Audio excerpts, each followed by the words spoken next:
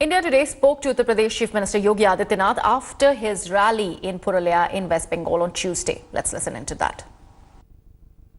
हमारे साथ हैं उत्तर प्रदेश के मुख्यमंत्री योगी आदित्यनाथ और वो पुरुलिया से बंगाल से बड़ी सभा करके लौट रहे हैं। मुख्यमंत्री जी, आपने बहुत बड़ी सभा की, आपके सभा को रोकने का भी प्रयास हुआ, सभा बहुत बड़ी हमें दिखाई भी दी। कैसी रही आपकी ये सभा और जो आपने बात कहे उसका कितना इम्पैक्ट? देखिए, भारतीय जनता पार्टी के पास संगठन में आदरणीय अमित शाह जी का कुशल नेतृत्व और संगठन ने जो रणनीति अपनी तैयार की है, बूथ स्तर तक का कार्यकर्ता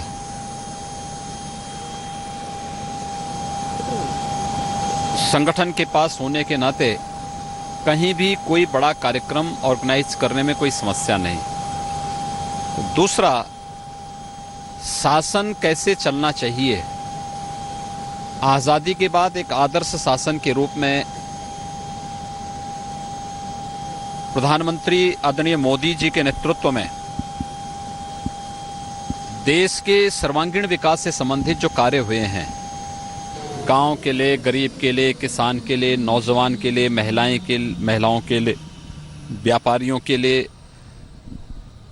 इन सबके कल्याण के साथ साथ इंफ्रास्ट्रक्चर के डेवलपमेंट के लिए, आंतरिक और बाह्य सुरक्षा की दृष्टि से देश के सर्वांगीण विकास के साथ साथ भारत को दुनिया की एक महाशक्ति के रूप में स्थापित करने, एक बड़ी आर्थिक महाशक्ति के रूप में स्थापित करने के लिए जिस ईमानदारी के साथ और जिस द्रुत गति के साथ कार्य हुआ है, कॉमन मैन इस बात को जानता है।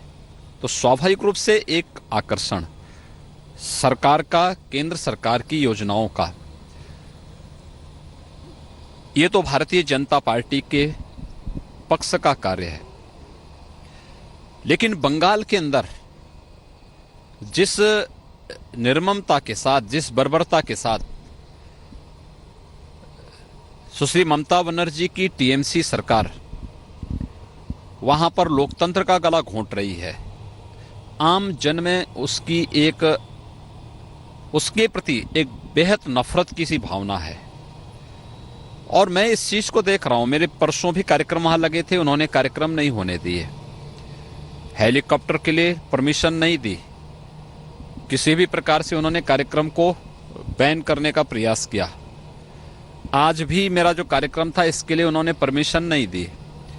इस कार्यक्रम में जाने के लिए जहां मेरे हेलीकॉप्टर को लैंड करना था पुरुलिया में, वहां की परमिशन नहीं दी। पर्याप्त लैंड थी, पूरे खाली पड़े हुए जगह नहीं दी। मैंने झारखंड में अपना जहाज जो है झारखंड में ही हम लोग लेके गए, रांची से हेलीकॉप्टर लिया। हमने तब भी वहां प्रयास किया था कि हम वहां जा सकें।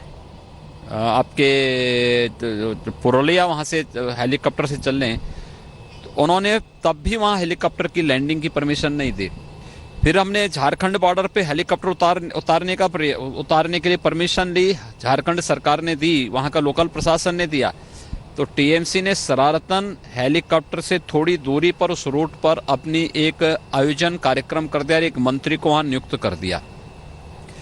फिर वहां से हमें दूसरी जगह अपना हेलीकॉप्टर लैंड करने के लिए परमिशन लेना पड़ा, फिर लैंड किए और फिर वहां से मुझे लगभग 25-30 किलोमीटर बाई रोड जाना पड़ा। 12 बजे से चल रही सभा सायकाल 5 बजे तक जिस उत्साह के साथ थी, ये बात इस बात को साबित करता है कि वेस्ट बंगाल परिवर्तन की राह पर है। केंद्र में आदरणीय मोदी जी के नेतृत्व की सरकार की योजनाएं और श्री अमित शाह जी के नेतृत्व में संगठनात्मक जो रणकौशल वहां पर अपनाया गया है, आने वाले समय में भारतीय जनता पार्टी लोकसभा चुनाव में भी और विधानसभा चुनाव में भी वहां पर बहुत अच्छा प्रदर्शन करने। मुख्यमंत्री जी, आपने बहुत जोरदार हमला बोला और आपने ये कहा कि टीएमसी के गुंडे जब हमारी सरकार बनेगी तो गले में तख्तियां लेकर के घूमेंगे, जैसा उत्तर प्रदेश में सपा और बसपा के गुंडे घूम रहे हैं। किस तरीके से सियासी देखिए टीएमसी जिस घटिया स्तर की राजनीति वहां पर कर रही है, पंचायत चुनाव में 100 से ज्यादा राजनीतिक हत्याएं वहां पर हुई और दुखद है कि कहीं भी इसका संज्ञान नहीं लिया गया। योजनाओं की भेंट कैसे गुंडे चट कर जाते हैं, कैसे वहां के उद्योगों ने पलायन किया है, कैसे वहां पर अराजकता की स्थिति है।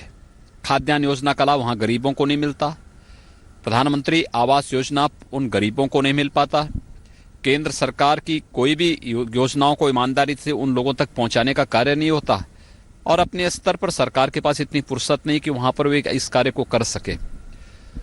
स्वाभाविक रूप से ये पेशेवर गुंडे हैं। अराजकता फैलाना, गुंडागर्दी करना, शासन प्रशासन का दुरुपयोग करके एक कॉमन मैन की आवाज को दबाना इनकी फितरत है। जैसे प्रदेश के अंदर सपा और बसपा के गुंडे करते थे, आज इनकी जवान को लगाम लगाया गया सुशासन के माध्यम से, विकास के माध्यम से। और जिस सख्ती के साथ गुंडागिरी, माफियागिरी को, अराजकता को हम लोगों ने यूपी के अंदर रोका है, मुझे लगता है यह महत्वपूर्ण है। और मैं वही कह सकता हूं कि जैसे उत्तर प्रदेश के अंदर पेशेवर अपराधी और गुंडे जो सपा या बसपा से जुड़े हुए थे, वे गले में तख्ती लगा करके आज ठेला लगाने के लिए भी रहम की भीख मांगते हैं।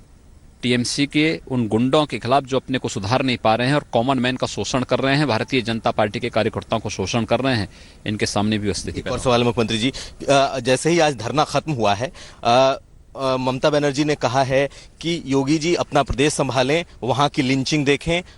मैंने इसी बात तो, यही तो मैं कह रहा हूं, यूपी में पिछले 2.25 वर्ष के अंदर कोई दंगा नहीं हुआ, यूपी में कोई मॉब लिंचिंग की कोई घटना नहीं घटित हुई। यूपी ने 2.25 वर्ष में 20 लाख से अधिक गरीबों को आवास दिए। 2.25 वर्ष के अंदर 1 करोड़ अधिक से अधिक गरीबों को उत्तर प्रदेश ने विद्युत के निःशुल्क कनेक्शन दिए। उज्ज्वला योजना के कनेक्शन 1 करोड़ लोगों को उपलब्ध करवाए। हम लोगों ने स्वच्छ भारत मिशन के अंतर्गत 2.5 करोड़ से अधिक परिवारों को एक शौचालय उपलब्ध कराया। हम प्रोक्यूरमेंट की पॉलिसी के माध्यम से किसानों के चेहरे पर खुशहाली लाए। धान विगत वर्ष की तुलना में इस बार ज्यादा प्रोक्यूर किया। गेहूं उससे पहले हम विगत वर्ष की तुलना में पहले किए। गन्ना किसानों का अब तक 52,000 करोड़ रुपए से अधिक का भुगतान हमारी सरकार यूपी में किया है। नौजवानों के लिए रोजगार, नौकरी पारदर्शी तरीके से, जिस तरीके से हम लोग लेकर के आए हैं, मुझे लगता है ममता जी उम्र में मुझसे बड़ी हैं, सीनियर भी हैं, लेकिन मैं उनसे कहूँगा, आग्रह करूँगा, वे एक बार यूपी आएँ और नहीं कम से कम कुंभ के बहाने शासन सत्ता के पापों को धुल लें और यूपी की शासन व्यवस्था को देखें, यहाँ की स्वच्छता को देखें, यहाँ की सुशासन और विकास की प्रक्रिया को देखें। हो सकता है कि वह सद्बुद्धि उन्हें बंगाल के लोगों के साथ न्याय करने के लिए काम आए। आखिरी सवाल मुख्यमंत्री जी, उनका धरना खत्म हो चुका है और बड़े बड़े नेताओं ने उनके एक्सपोज हुए हैं। सुप्रीम कोर्ट ने टीएमसी और महागठबंधन की वकालत करने वाले लोगों को एक बार पुनः एक्सपोज किया है। यह एक्सपोज इस रूप में कि भ्रष्टाचारियों का गठबंधन है। कैसे एक दागी अधिकारी को बचाने के लिए मुख्यमंत्री शर्मनाक तरीके से उसके घर में जाकर के और सीबीआई के खिलाफ की गई अनैतिक कार्रवाई के लिए धरना देती हैं। ये चीजें इस बात को साबित करते हैं कि भारत के फेडरल स्ट्रक्चर पर इनका विश्वास नहीं, बाबा साहब भीमराव अंबेडकर के संविधान पर इनका विश्वास नहीं। ये लोग अराजकता को बढ़ावा देते हैं, अपने स्वार्थों के लिए सत्ता का दुरुपयोग करते हैं और ये नग्न तांडव वहां पर हुआ है। यू टर्न उसके बाद जिस तरीके से उन्होंने लिया है, मुझे लगता है कि शारदा चिट फंड घोटाले की जांच सीबीआई को बीजेपी ने नहीं दी, मोदी जी ने नहीं दी, इस सुप्रीम कोर्ट ने दी थी। स्वाभाविक रूप से सुप्रीम कोर्ट की अवमानना का भी मामला ही बनता है। मैंने कल भी इस बात को कहा था, फिर मैं इस बात को कहता हूं। दूसरा, कैसे केंद्रीय एजेंसी सीबीआई की जांच की प्रक्रिया में जिस अधिकारी के पास महत्वपूर्ण राज हैं उसको बचाने का प्रयास, आखिर इतनी पीड़ा अधिकारियों के प्रति को, इतनी पीड़ा ममता जी का वहां की जनता के प्रति होता, कॉमन मैन के प्रति होता, तो ये इस सुप्रीम कोर्ट में सीबीआई को जाने की नौबत नहीं पड़ती या इस प्रकार के घोटाले वहां पर नहीं होते। कहीं ना कहीं दाल में काला है और इस दाल में काले को सामने आना चाहिए। बंगाल हिंदुत्व की राह पे चल पड़ा है। बंगाल तो हिंदुत्व की, सांस्कृतिक राष्ट्रवाद की पुरानी धरती है। तो ये थे मुख्यमंत्री उत्तर प्रदेश योगी आदित्यनाथ, और साफ तौर पर कह रहे हैं कि बंगाल बदलाव की ओर है, और जिस तरीके से उत्तर प्रदेश में उन्होंने सफाया किया है गुंडों का, सरकार आएगी तो वो बंगाल में भी होगा। Thanks for watching the video. For more such news and updates, please like, share and subscribe to India Today. Also check out our other great videos from our channel. We know you will love to.